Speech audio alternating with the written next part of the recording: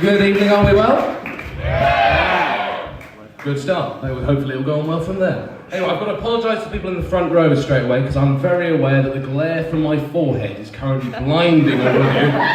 Sorry, it's just what happens when you go bald. Your forehead just suddenly becomes a beacon of light. I'm essentially the beacon from Gondor right now. You could shine me all the way to Rohan, it'd be brilliant. Sorry. I'm a bit of a nerd as well. It might have come out there. Don't worry, I'm not an alcoholic. I only drink when stressed. I'm in a committed relationship as well. Yeah, nice cheer for that. That means it's my 5th pint. But anyway, no, I'm not one of these comedians to go up and get and like have a go at my girlfriend, have a go at our relationship, because that's what she does. Wonderful fun. Anyway, pop that to one slide for 1 second. Anyway, more about myself generally. My name's Matt Coleman. If I have a son, I think I'll call him Chicken. Chicken Coleman. That's a lovely little pun there, isn't it? But my girlfriend managed to take all the fun out of that by saying, I said Chicken Coleman. She went, oh, that's funny, because there's nothing hot in your family. Oh, thank you for the R. That'll get me through the day. Thank you. That's lovely. Right, essentially moving on. This is not my first time on stage, ladies and gentlemen. Not my first time. My first time on stage was back in preschool in a performance of The Ugly Duckling. Now, you must think that's wonderful, because it just brings about sort of the wonderful self-confidence. Appearing on stage, from then on in, you can just, your confidence will rise and public speaking will just be incredible. I was the ugly duckling, ladies and gentlemen. It's not a great confidence boost, but then you might say, oh, it's fantastic though. You'll turn into a swan by the end of the play, and you'll fly away with all your newfound friends and have an elegant, wonderful life together. They got a different boy to play the fucking swan! How could I only be the ugly duckling? How'd you cast that in preschool? How'd you... okay, we need an ugly duckling. How about you try Coleman? Who's Coleman? When you look over there. Oh, jeez, I'm blinded! Oh, no. Yes, we'll get him. His face looks like it's been hit by a spade. But yeah, so essentially that's my childhood. I do classics, ladies and gentlemen. That's my subject. Oh, a cheer for classics. That never happens. Most people just start to cheer and then go, no, I won't cheer. I don't want to identify myself. Keep quiet. No, classics is brilliant. It means you have the conversation with everyone that everybody has with a humanity. Everybody who does a humanity here has had this conversation. Just sort of, you approach someone, just normally and ask, so, what are you doing at university? Well, I'm doing history. Well, so what do you think about doing with that? Oh, shit. You've got nothing, have you? You just sort of stand there and you go, what does this translate to the real world? Fuck all! But, no, classics is wonderful though. You get brilliant stories, incredible stories. The Trojan horse. That's the most incredible story, where the Greeks left the giant wooden horse on the door of the Trojans, essentially. It's a credible story. But let's analyse this for 1 second. You may not know this, but the Trojans were the lords of horses. They saw horses every day. Every day, horses driving their chariots, I don't know, ploughing their fields, I don't know what farms were like then, but just ploughing their fields, but all of a sudden you've got a great fucking wooden one on your doorstep. You don't want to see that. That's like Britain and America leaving the Middle East and going, we got you something, it's a little tub of oil. Enjoy, we all pictured it. Which is the most pointless present. Anyway, I am also dyslexic, which means I can't spell dyslexic. Rather ironically and cruelly. But that means my brain comes up with random things that just appear in. I say them out loud because I've got no brain either. But like the other day, I was in the car with my mum and we were driving past a building and it said therapeutic on it. Now, perfectly normal, therapeutic. It was just a physio place, therapeutic, fine.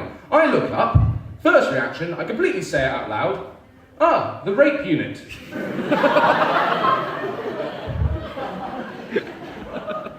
Now, there's a couple of problems with this. Why does my brain arrange that as rape unit? Why does it go, there we go, that's rape unit, we can move on to the next word, that's fantastic.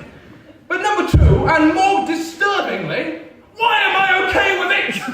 Why do I just go, the rape unit, fabulous. When we get into the mauling cafe, mother, the beheading shop, fabulous. This will bring out a lovely, colourful mind I seem to have. Oh, wonderful, that. But I have sympathy for people. I mean, the English language is it's just stupid. It's just a mental language, and I feel for all dyslexics out there, because you're going to just really struggle. I mean, the number one example, and this is my favourite example, why they've done it, I've got no idea, but the word list has an S in it.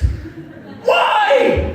How cruel are we as a nation to just sit there, essentially, and just go, what's wrong with your voice? I don't know what I'm saying. What's wrong with your voice? What's wrong with your voice? I have a lisp. Yes, you do. Lispy, lispy, lispy. Go on, lispy, lispy. But that is not the only example of why the English language is just stupid. Does anybody in this room, know what the fear of long words is called? Yes. Does anybody know it is 35 letters long? Why? Why would you do that? It's called hippopotamonstrophilia. Why would we call it something they're scared of? We call it what they're scared of. We're just cruel bastards. And the poor fuckers don't even get extenuating circumstances. Do you know why? Because they're afraid of extenuating circumstances! It's just a cruel language. Just kick them while they're down. That'll be fun, yeah. What are you afraid of? Yeah, well, good. But essentially, yeah, that's fun. That's dyslexia for you. Well, moving on, as you may tell from my regional accent, I am from Mason. Oh, more laughs than loser. I just heard a few maple wankers out there, but I go, oh, and they're laughing, we won't do that. But that is true. We're called Mason Wank and Maple Wankers. $9,000 a year, and we use the same fucking swear word to describe each other. The least imaginative in any way. It's like, oh, we'll take Mason Wank, you take Maple Wank. That'll be fine, we'll just stick with that.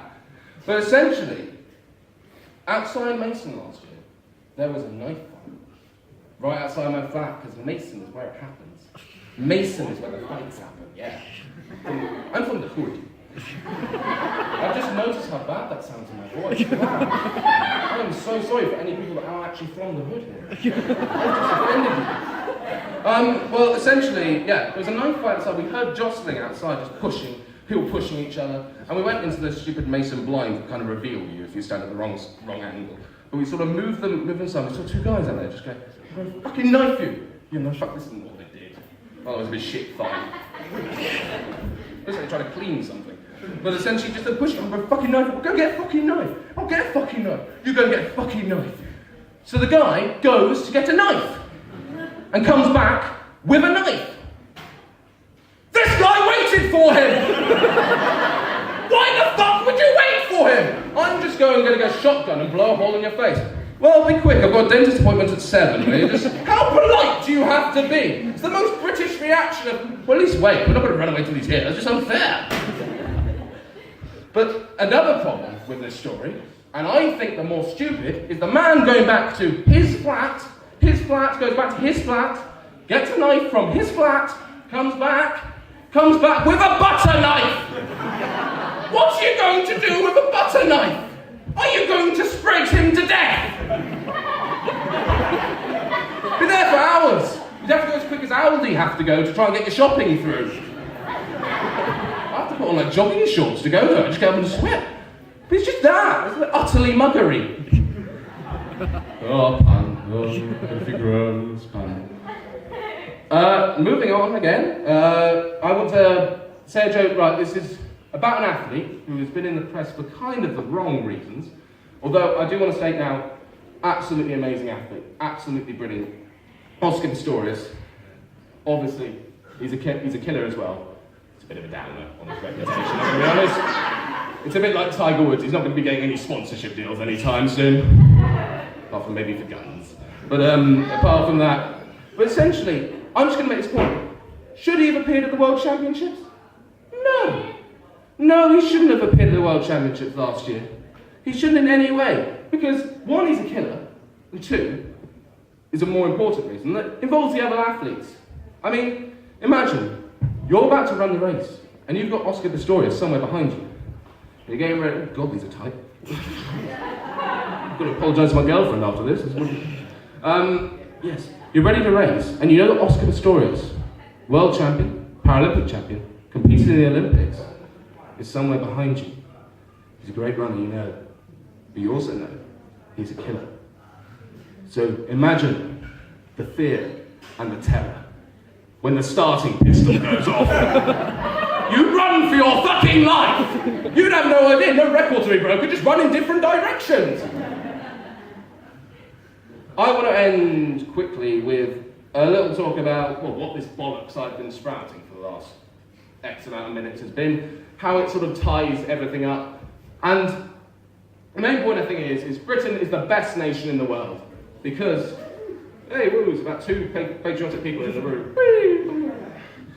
But we're brilliant, and we're brilliant for the single reason that we can laugh at ourselves. I took the piss out of my forehead, so many things, and just like, we can take the piss out of other people. No one cares, we love taking the piss out of ourselves, it's what we do.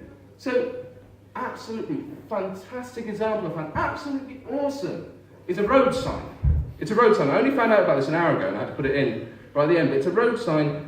And this is all printed, this is not written on, not graffiti, this is printed specially, they put the letters together, specially, and it's entering a city, and this certain city is Norwich. And this Norwich road sign, welcoming to you as their city, goes, welcome to Norwich, where Bob is not just your uncle. Anyway, thank you very much, you've been absolutely wonderful. I've been Matt Coleman, enjoy the rest of your night.